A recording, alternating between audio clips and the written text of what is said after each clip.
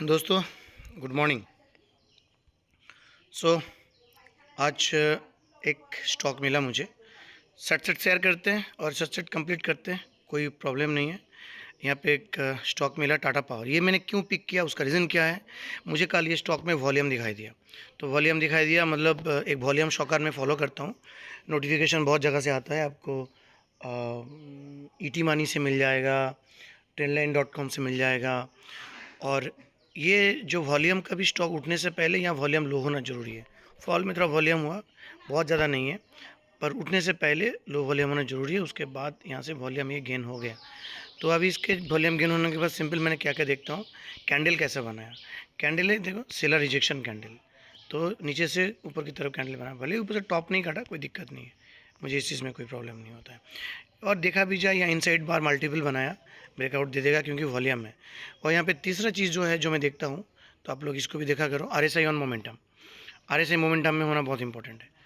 ये देखो, ये देखो RSI, ये लो, ये हाई, ये लो, इसके लो बनाया, फिर इस हाई को ब्रेक करके ऊपर जा रहा है। यहाँ वॉल्यूम कैंडल बन गया और ऊपर से डिमांड कैंडल बन गया। ठीक है, अब इसको, अभी हम RSI को बेसिक देख लिया। अब इसको चार्ट देख देख के आपको सब सेट करना पड़ेगा। जैसे क्या हुआ चार्ट से, चार्ट आपको ट्रेंड लाइन ड्रॉ कीजिए, सिंपल क्लोजिंग टू क्लोजिंग जैसे मैं करता हूँ।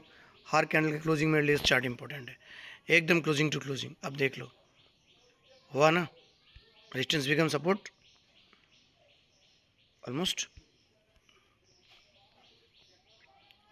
यस, देखो प्राइस ने हाई वॉल्यूम ब्रेकआउट दिया, यहाँ पे ब्रेकआउट दिया, फिर रिटेस्ट हुआ, फिर स्टिल साइडवेज, बट वॉल्यूम नीचे बहुत कम था और आखिरी दिन में कल वॉल्यूम आ गया। एकदम बॉटम से ग्रैब करना अपना काम है। ये हो गया फर्स्ट क्राइटेरिया जो फुलफिल हो रहा है। सेकंड क्राइटेरिया, रिटेस्ट हो गया। सेकंड है, क्या ये कोई डिमांड जोन था? चलो जूम इन करते हैं और इसको देखते हैं। इतने सारी चीज़ें देखना पड़ेगा वरना स्टॉक लॉस दे देगा आपको। Yes, it is demand zone. यहाँ बाउंस लिया, यहाँ बाउंस लिया, यहाँ बाउंस के लिए कोशिश किया, ड्यू टू लो वॉल्यूम नहीं कर पाया। फिर ऊपर से बाउंस लेके ऊपर यहाँ बाउंस लेके गया, हाई वॉल्यूम था, एक स्पाइक दी, बाद में लोअर लो लोअर हाई बनाते गया, फिर ट्रेंड लाइन ब्रेकआउट दिया, देन ट्रेंड लाइन रिटेस्ट करके प्राइस नीचे नहीं जा रहा है, प्राइस होल्ड कर गया। और ये सिग्निफिकेंट सपोर्ट जोन, बार बार इसको सपोर्ट लिया, strong support zone. I don't think ये टूटेगा। जितने बार सपोर्ट लेगा वो स्ट्रॉन्ग, उतना ही सपोर्ट जोन उतना स्ट्रॉन्ग होते जाता है।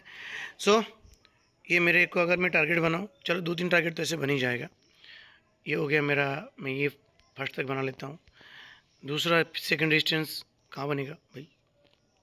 चलो सेकंड डिस्टेंस यहाँ तक ट्राई करो। हाँ, आई थिंक ये ठीक है यार। दो, अगर इसको भी क्रॉस करके प्राइस उसी तरह से वॉल्यूम के साथ क्रॉस करता है, जैसे हमें कहाँ एग्जिट करना है, एग्जिट पॉलिसीज क्या होता है, देखो ये मैं बताता हूँ आपको कुछ चीज़ें और। स्टॉक ने यहाँ से मूवमेंट स्टैम्प स्टार्ट किया, हो सकता है इसको रिटेस्ट करे, नहीं तो जो भी ये जो लो है ना, इस लो के नीचे क्लोजिंग देगा, तभी जाके ऐसे लेना होता है। तो ये यहाँ तक जाते जाते देखा अचानक वॉल्यूम कम हो गया, तो रिस्क होता है। वॉल्यूम कम हो गया, देखा एक डीप मारा, उस डीप यहाँ तक मार सकता है। उस डीप पे अगर लो वॉल्यूम है तो फिर से चांसेस स्पाइक मार के ऊपर जाने का। फिर स्पाइक मार के ऊपर गया, फिर देखा यहाँ पे स्ट्रगल कर रहा है प्राइस, लो वॉल्यूम में ऊपर जा रहा है, इसका मतलब ऊपर नहीं जाएगा।